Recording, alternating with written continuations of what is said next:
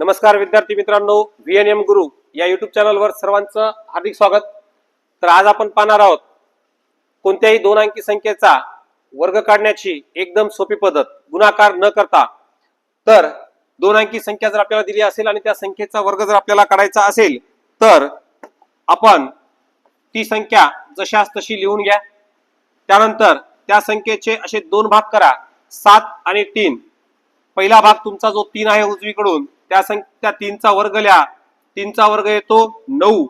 त्यानंतर 7 आणि 3 या दोघांचा गुणाकार करा, 7 21 आणि त्या गुणाकाराची दुप्पट करा, 21 दोन्ही 42।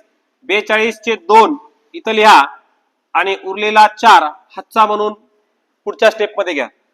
आता करायचा आपल्याला 7 चा वर्ग। 7 चा वर्ग येतो 49, पण हे 4 आलेले हातचे आपल्याला इथं मिळवायचे आणि 4 जर मिळवले आपण तर संख्या मिळते आपल्याला 53। म्हणून 73 या संख्येचा वर्ग होईल 5329।